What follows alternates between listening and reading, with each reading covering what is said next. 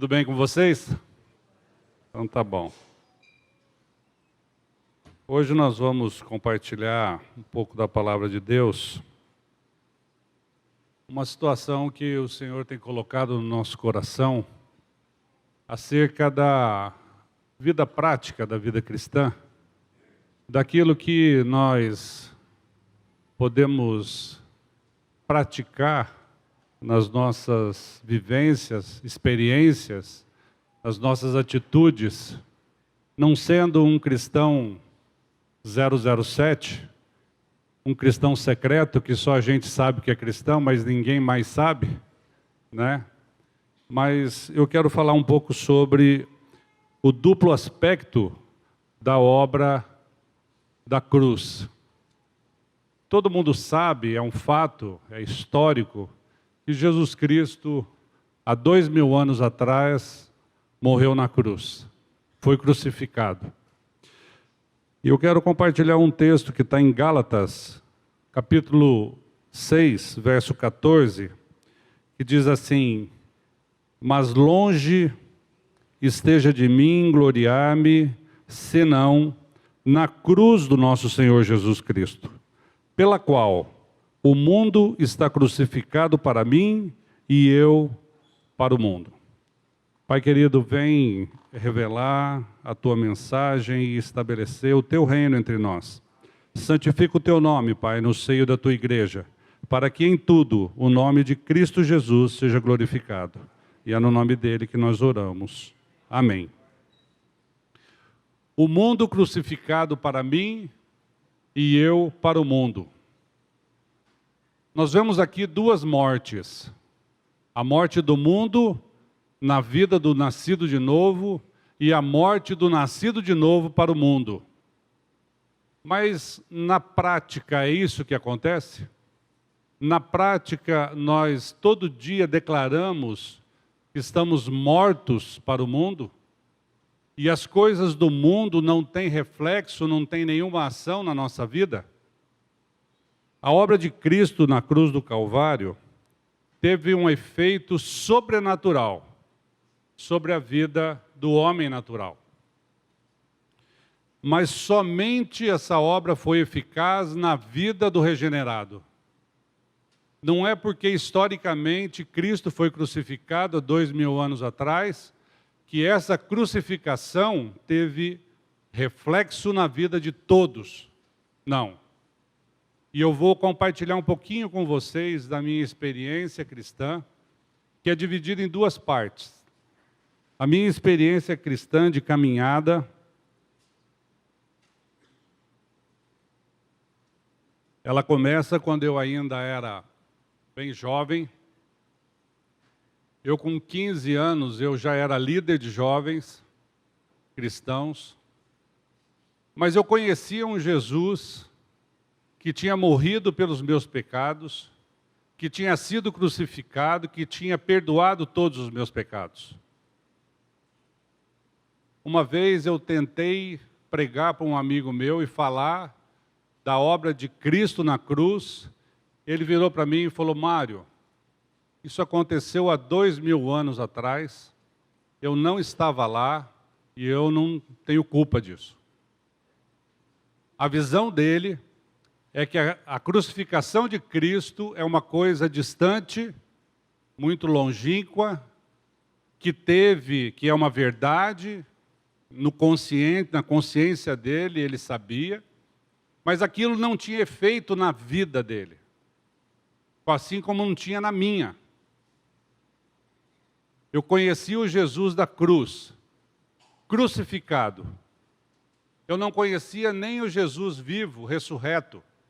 Eu somente conhecia o crucifixo e um Jesus pendurado na cruz. Para mim, ele não tinha nem saído da cruz ainda. Ele estava lá. E hoje no mundo tem muita gente que ainda tem esse conceito, tem essa impressão de que Jesus Cristo ainda está na cruz. Essa é a primeira parte da verdade, que Jesus morreu na cruz. Assim como o apóstolo Paulo disse aos Gálatas, estou crucificado para o mundo e o mundo para mim, o poder da cruz gerou a morte do mundo ao crucificado e a morte do crucificado ao mundo. O homem natural, aquele que não é nascido de novo, ao observar a obra da cruz em sua visão natural, não a aceita. Por quê? Porque é loucura. 1 Coríntios 2, 14, a palavra de Deus nos revela que esse homem natural não pode entendê-la, porque a experiência da cruz, ela somente se discerne espiritualmente. Não é possível aquele que tem o espírito morto, separado de Deus, entender essa obra por fé, porque o seu espírito está morto. Ora, o homem natural não aceita as coisas do Espírito de Deus, porque lhes são loucura, e não pode entendê-las, porque elas se discernem espiritualmente. Observem que somente através, a palavra de Deus diz que importa que os seus adoradores o adorem em espírito e em verdade. Aquele que não tem vida no espírito, não tem condição de entender e de crer nessa obra grandiosa que foi feita na cruz do Calvário. 1 Coríntios 1, 18, vai nos ensinar que certamente a palavra da cruz é loucura para o homem.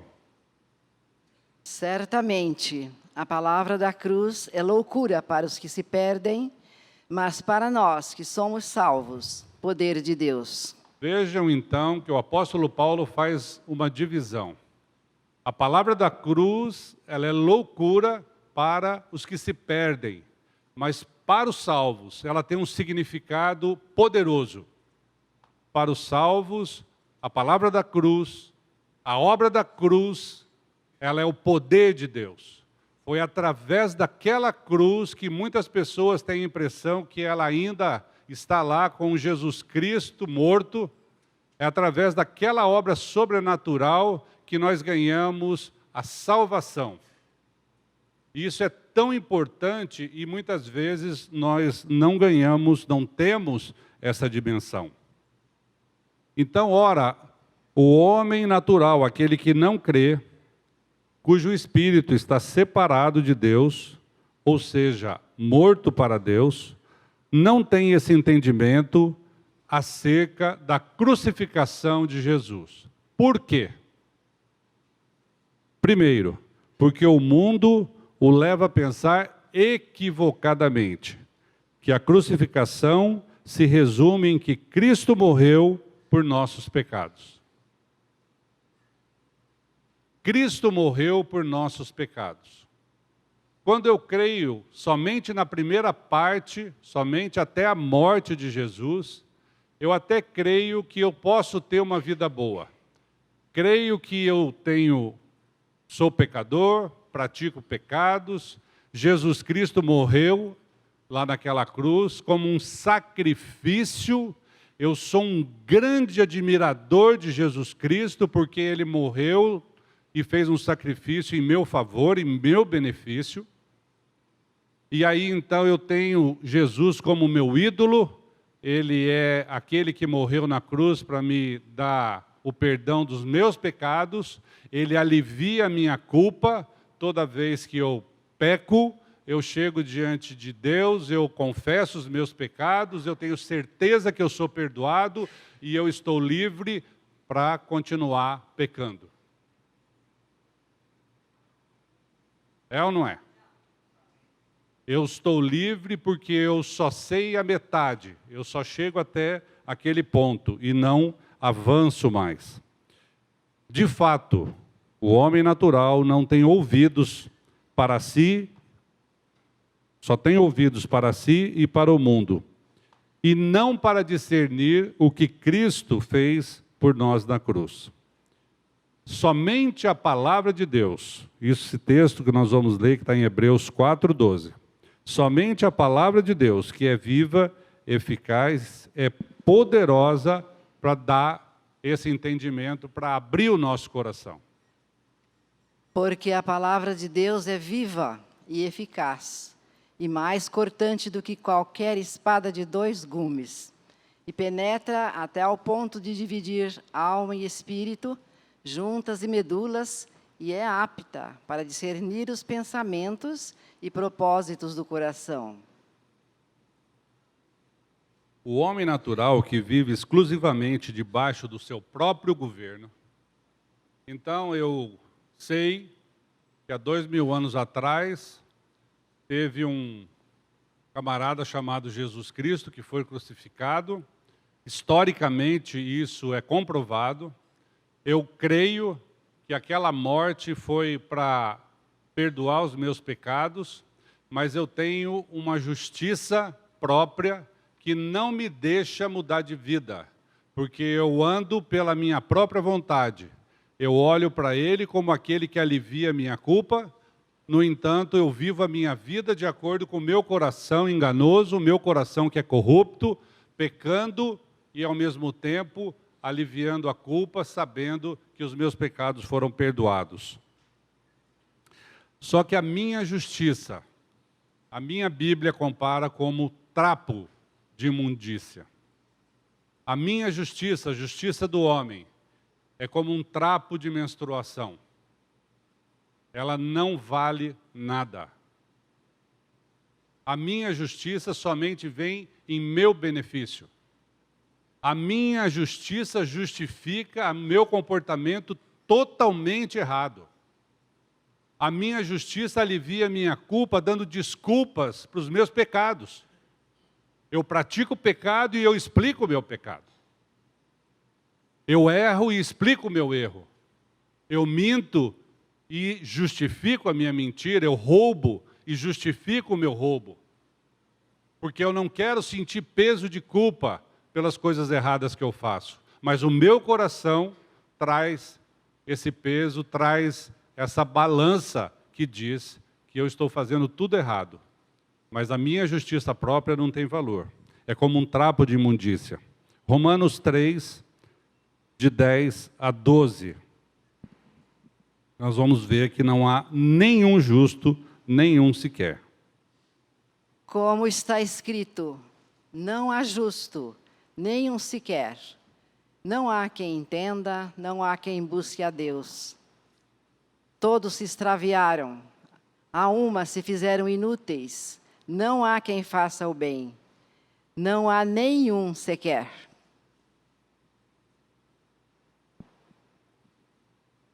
Ninguém nasce justo, porém há os que creem e pela fé são justificados pela obra de Cristo. E os que não creem permanecem na impiedade. Então vejam, amados, que a diferença é os que creem e os que não creem. Tudo muda. A vida muda.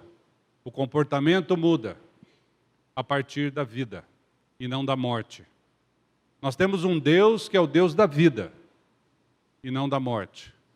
Nós temos um Deus que é o Deus do bem e não do mal. Romanos 3, 23 e 24 vai dizer que todos nós somos pecadores. Olha só, não há nenhum justo, nenhum sequer. E todos pecaram e carecem da glória de Deus. Pois todos pecaram e carecem da glória de Deus, sendo justificados gratuitamente por sua graça, mediante a redenção que há em Cristo Jesus. A quem? A quem Deus propôs no seu sangue, como propiciação mediante a fé, para manifestar a sua justiça, por ter Deus, na sua tolerância, deixado impunes os pecados anteriormente cometidos. Olha só, a obra vicária de Cristo na cruz, ela foi feita de uma vez por todas. O sacrifício foi o único e suficiente para que Deus deixasse para trás todos os nossos pecados. A minha Bíblia diz assim que não há mais condenação para os que estão em Cristo Jesus.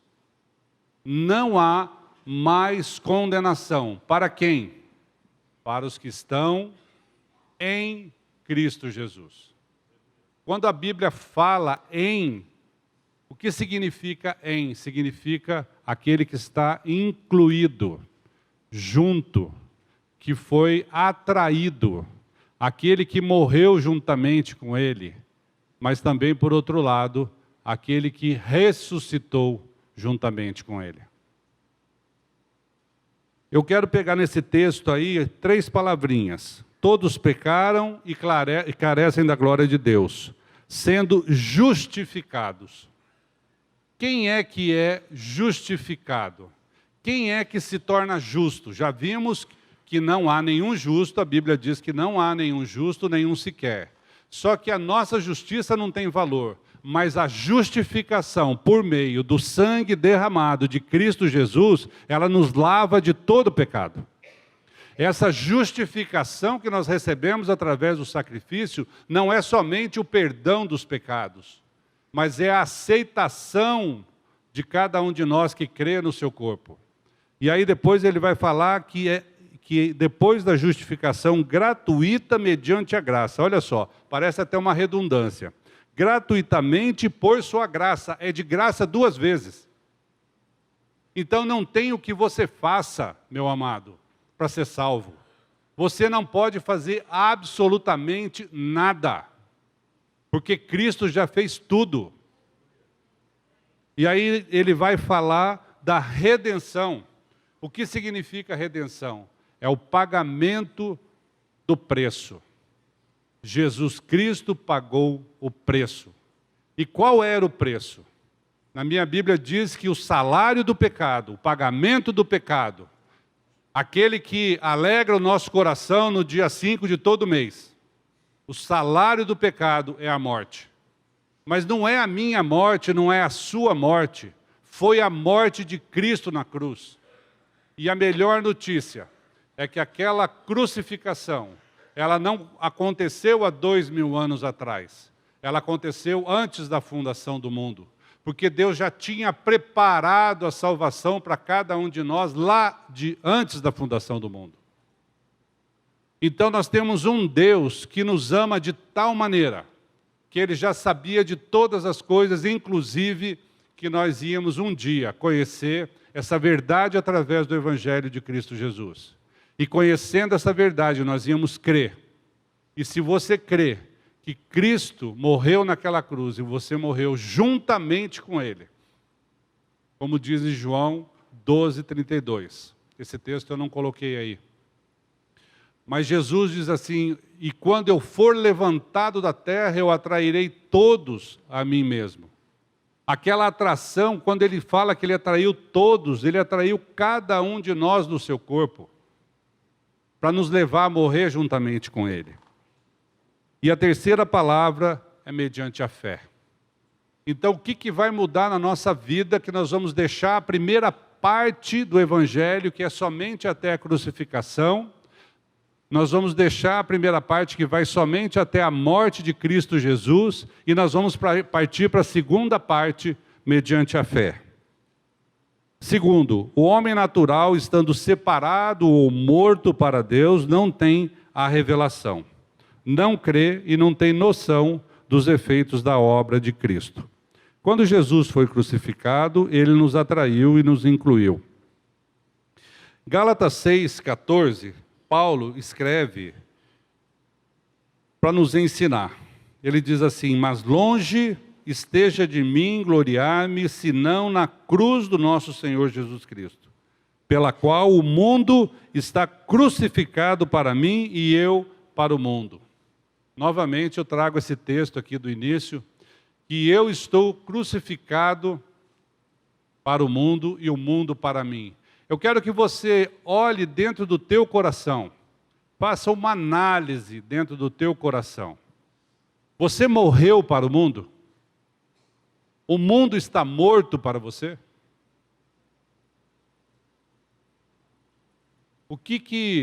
Qual é o testemunho que nós estamos dando aí fora? O que nós estamos fazendo aí fora que tem levado as pessoas a verem Cristo na nossa vida? As coisas do mundo estão fazendo efeito sobre a sua vida, as circunstâncias do mundo estão mudando a sua vida, a sua atitude, o seu jeito de pensar, a sua forma de se relacionar? Você tem olhado com os olhos de Cristo para com as pessoas que ainda não têm essa experiência? Amar o amável é fácil. E amar o inimigo? Com o amor de Deus. É somente com o amor de Deus. Nós não temos condição de ter esse amor. Por meio da cruz, Cristo nos deu a sua vida e consumou o quê? A reconciliação. Então nós fomos reconciliados com o Pai. Novamente nós podemos entrar na presença do Senhor pela obra de Cristo. Olha só o efeito sobrenatural da obra de Cristo na cruz do Calvário em nosso favor. Com a sua crucificação, a sua morte e a sua ressurreição, Ele nos deu livre acesso ao trono do Pai.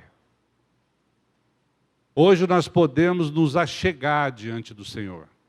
Hoje nós podemos nos achegar diante do Pai, não por nossos méritos, não por nada que eu faça, não pela justiça minha, que é a minha justiça própria, mas pelos méritos de Cristo, pela justiça pela qual eu fui justificado. Hoje eu posso chegar diante do Pai. Então, Cristo deu a sua vida para o perdão dos nossos pecados, é a primeira parte. Quando eu falo de duplo efeito, o primeiro é esse. O primeiro aspecto da crucificação de Cristo é redentivo. Tem um texto de Efésios 1, de 3 a 7, na palavra de Deus, que ele vai nos explicar, na carta de Paulo aos Efésios, ele vai nos explicar a questão da redenção pelo sangue de Jesus para a remissão dos nossos pecados. Bendito Deus e Pai de nosso Senhor Jesus Cristo, que nos tem abençoado com toda a sorte de bênção espiritual nas regiões celestiais em Cristo. Assim como nos escolheu nele antes da fundação do mundo, para sermos santos e irrepreensíveis perante ele e em amor. Nos predestinou para ele, para a adoção de filhos por meio de Jesus Cristo, segundo o beneplácito da sua vontade, para louvor da tua glória, da sua graça, que ele nos concedeu gratuitamente no amado, no qual temos a redenção pelo seu sangue, a remissão dos pecados, segundo a riqueza da sua graça.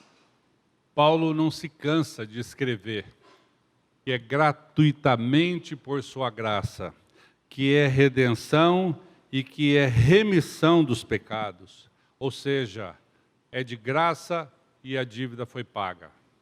É gratuitamente e a dívida foi remida. Nós não temos mais nada para pagar. Não temos mais nada para fazer, porque tudo foi feito na cruz. Então, Jesus Cristo morreu na cruz. Ele foi crucificado, mas ele foi sepultado e ele ressuscitou no terceiro dia. Jesus fez uma obra que nós não temos como entender se não for espiritualmente. O homem natural não tem condição. O homem natural, ele não alcança o tamanho, ele não alcança essa grandeza que foi feita naquela cruz. Quanto ao fato de Cristo ter morrido pelo perdão dos pecados, tem um livro que nós estamos estudando lá, até já citei para vocês aqui com os homens, chama O Resto do Evangelho. Nessa primeira parte, o autor, que é o Dan Stone e o David Gregory, ele escreveu assim: ter nossos pecados perdoados é algo tremendo. O simples fato de sabermos que estamos perdoados e justificados diante de Deus, geralmente é o bastante para nos conduzir durante muitos meses seguintes à nossa salvação, conforme nos deleitamos com a maravilhosa graça de Deus em nosso favor. Tem gente que se contenta só com isso. Tem gente que vive aqui no mundo somente olhando para uma vida perdoada. Porém, continua vivendo no pecado, na prática do pecado. Existem pessoas que apoiam a sua vida somente na primeira parte da obra de Cristo na cruz, que é a sua morte e o perdão dos pecados. Entendem ou acham que se livrarão do velho homem somente após a sua morte física. Tem gente que acha que vai ter vida de Cristo somente depois da sua morte física. Assim como tem gente que acha que vai pregar o Evangelho lá no céu. Aqui não precisa pregar o Evangelho. Então, se você está esperando ter uma vida de plenitude com o nosso Senhor Jesus Cristo, para depois da sua morte, depois do seu sepultamento, eu quero te dar uma boa notícia. Essa vida já pode começar agora. Agora. Hoje. Essas pessoas contentam-se em viver uma vidinha medíocre de tentações e pecados, sofrimentos e culpas, sem se atentarem também para a ressurreição e vida de Cristo manifestada na morte do velho homem. As Escrituras nos ensinam que todas as promessas de Deus têm um sim em Jesus Cristo. Segundo os Coríntios 1:20, o texto vai nos dizer que as promessas de Deus são para hoje. As promessas de Deus não são para amanhã e nem foram ontem, mas são para hoje.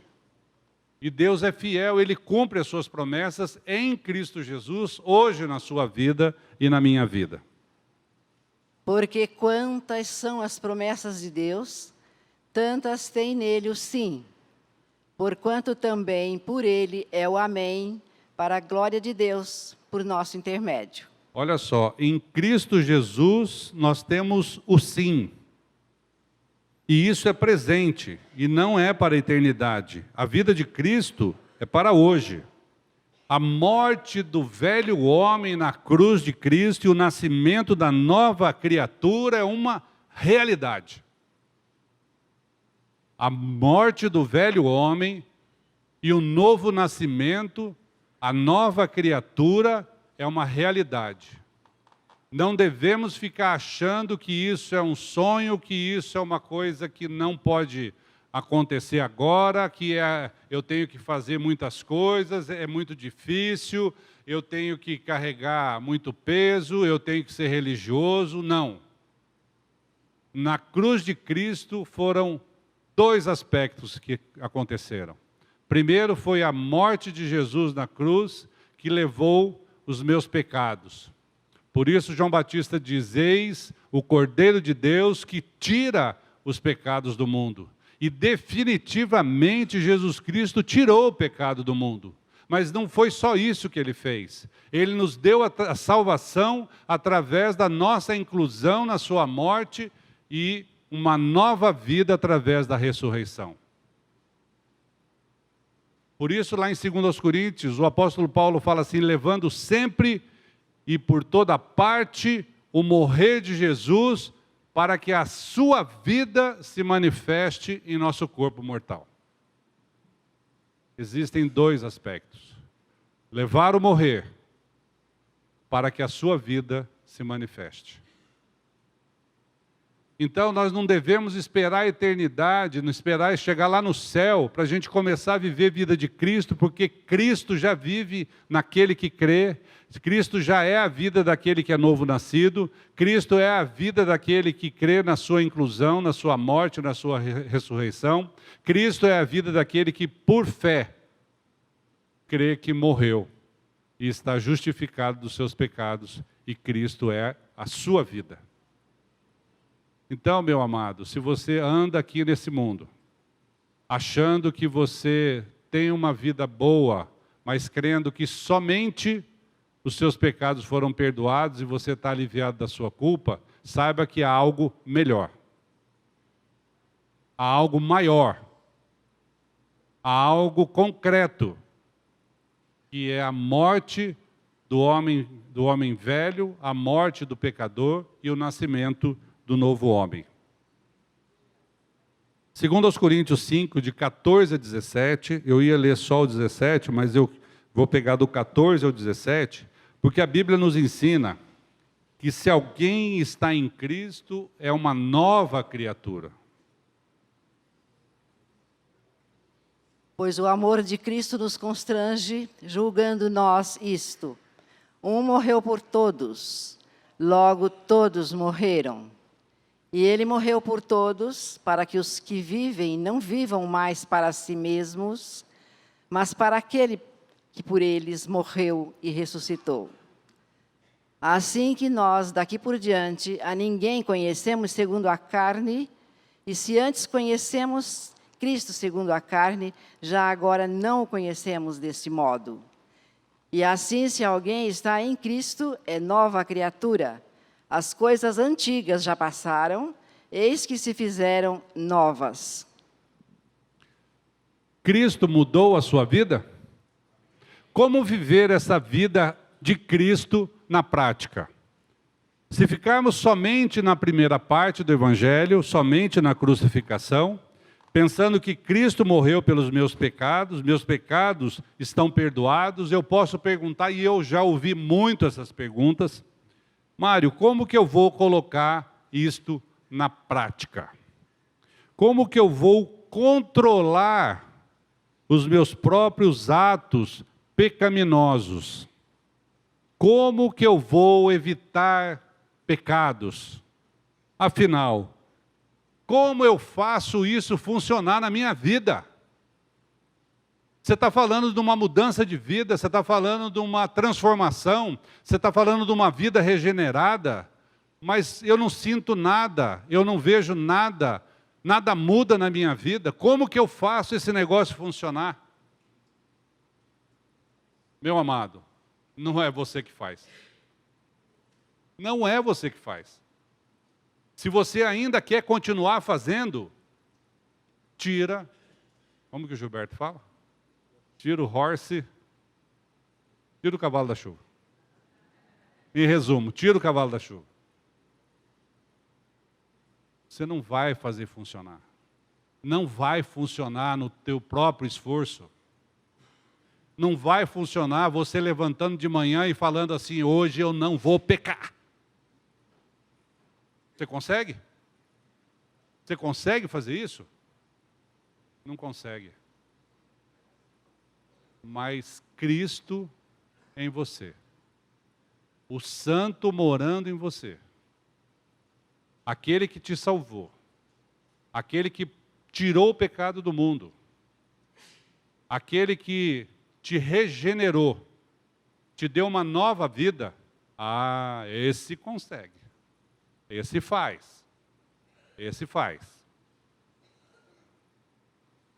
Entretanto, se o segundo aspecto da crucificação, que foi a obra substitutiva, sai o Mário, entra Cristo, sai você, entra Cristo, e inclusive de Cristo, que consiste em ter Ele também nos atraído e nos incluído na sua morte e ressurreição, tornar-se uma realidade sobrenatural.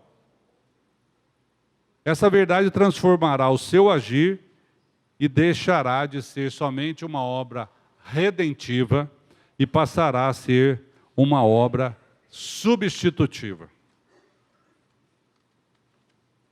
Não mais eu, mas Cristo. Não mais eu, mas Cristo.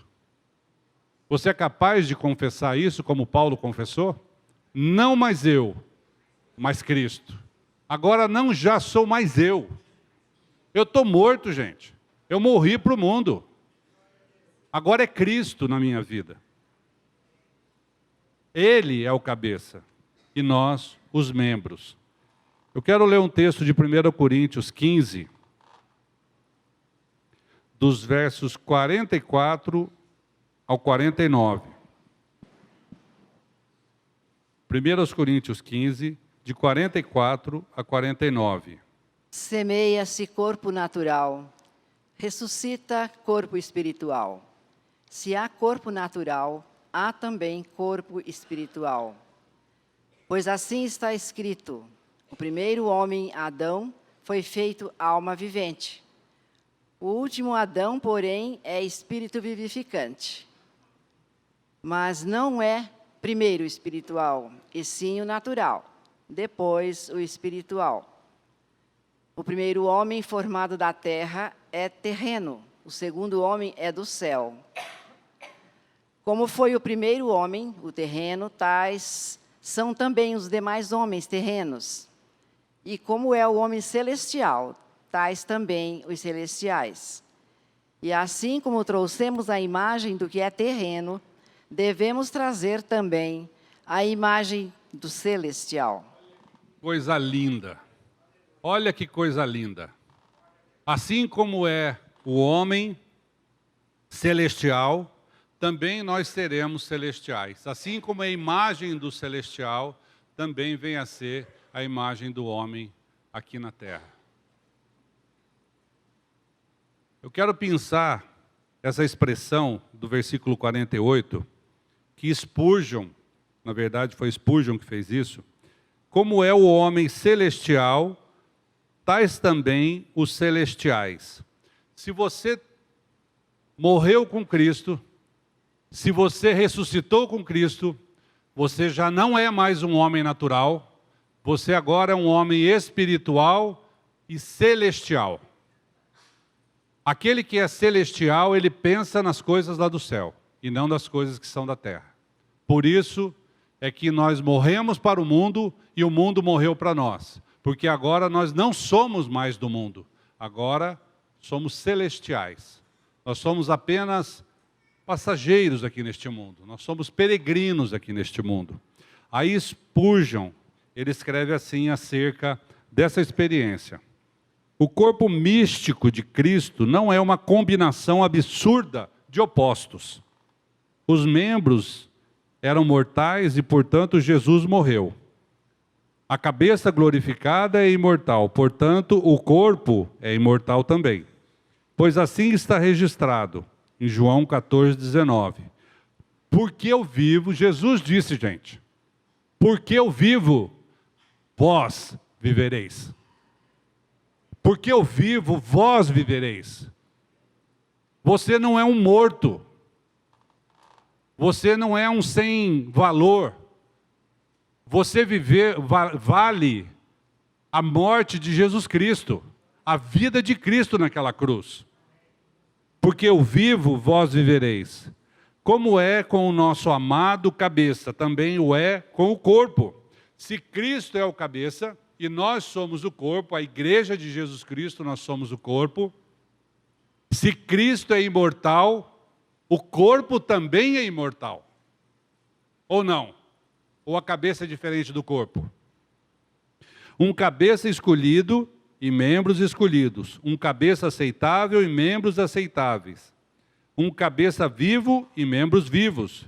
Se o cabeça é de ouro, todas as partes do corpo também são de ouro puro. Há então uma união dupla de natureza, como fundamento para a comunhão mais íntima possível. Então, se Cristo é a sua vida, a mesma natureza de Cristo deve ser a sua natureza. Se não for assim, se a sua natureza for diferente da natureza de Cristo, tem alguma coisa errada. Se a sua natureza for diferente, se o seu corpo for diferente do cabeça, tem alguma coisa errada. O conceito mais apropriado para dar entendimento dessa maravilhosa experiência de fé está lá em Gálatas 2, 19 e 20, que é um texto muito conhecido de nós, mas que Paulo, com inspiração no Espírito Santo, com muita maestria, ele escreveu, que é um texto que vai dizer que nós, na prática, nós temos que confessar a mesma confissão que Paulo confessou na carta que ele escreveu aos Gálatas. Porque eu, mediante a própria lei, morri para a lei, a fim de viver para Deus. Estou crucificado com Cristo. Logo já não sou eu quem vive, mas Cristo vive em mim. E esse viver que agora tenho na carne, vivo pela fé no Filho de Deus, que me amou e a si mesmo se entregou por mim. Estou crucificado com Cristo. Já não sou eu quem vive, mas Cristo vive em mim. E agora eu volto a perguntar: como eu vou colocar isso na prática, tendo essa verdade no meu coração? Já não sou eu quem vive. Mário, como eu vou fazer isso funcionar? Já não é você que vive. Mário, como que eu vou deixar de pecar? Não é você que vive. Mário, como que eu vou deixar de ter tentações? Não é você que vive. Mas Cristo vive em você. E se Cristo vive em você, Ele é poderoso e suficiente para te sustentar. A boa notícia é que não é você que está no controle. A Bíblia nos garante que o duplo aspecto da obra de Cristo na cruz traz um duplo efeito prático para o nascido de novo. Porquanto, Romanos 6, verso 7. Porquanto quem morreu está justificado do pecado. Quem morreu está justificado do pecado. E Paulo continua aos Romanos, nos versos 8 e 9. Ora, se já morremos com Cristo, cremos que também com Ele viveremos. Sabedores de que, havendo Cristo ressuscitado dentre os mortos, já não morre. A morte já não tem domínio sobre ele. Olha só. Estou crucificado para o mundo e o mundo crucificado para mim. Estou morto para o mundo e o mundo morto para mim. Se já morremos com Cristo, cremos que também com Ele viveremos. Cristo não está pendurado na cruz. Ele ressuscitou. E se Ele vive, nós vivemos juntamente com Ele. Aquele que morreu, foi sepultado com Cristo, está no seu corpo. Na ressurreição, também recebeu uma nova vida. E continuando, nos versos de Romanos 6, 11 a 14, nós vamos ver que se já estamos mortos para o pecado, agora nós vamos para a vida prática. Se eu creio que eu morri com Cristo, se Ele é minha vida, como que isso se torna prática na minha vida? Assim também vós considerai-vos mortos para o pecado, mas vivos para Deus em Cristo Jesus. Não reine, portanto, o pecado em vosso corpo mortal, de maneira que obedeçais às suas paixões. Nem ofereçais cada um os membros do seu corpo ao pecado, como instrumentos de iniquidade, mas oferecei-vos a Deus como ressurretos dentre os mortos, e os vossos membros a Deus como instrumentos de justiça. Porque o pecado não terá domínio sobre vós, pois não estáis debaixo da lei, e sim da graça. Amém? Nós estamos crucificados com Cristo. Se nós morremos com Cristo, Ele é a nossa vida. E como fica agora? Estamos mortos para o pecado, vivos para Deus, em Cristo Jesus.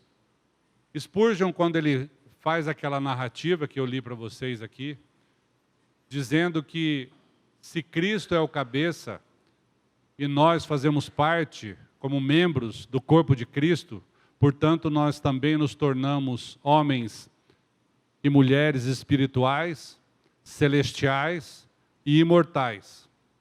Porque Jesus veio para nos garantir a salvação eterna. Ele veio nos garantir a eternidade com Ele. Então, se nós somos seres espirituais, nós temos essa promessa, essa garantia que está na palavra de Deus, Muitas vezes nós somos convidados. Eu já ouvi um amigo, só um amigo que eu tenho, que fez uma refeição com a rainha da Inglaterra. Alguém aqui já fez uma refeição com a rainha da Inglaterra? Você fez? Alguém fez? Você fez, Bárbara? Eu só tenho um amigo que fez uma refeição com a rainha da Inglaterra. E ele conta isso em todos os lugares que ele chega.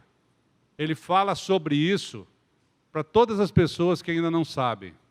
E ele fala que ele é amigo da rainha, como se o fato de ser amigo da rainha o tornasse nobre.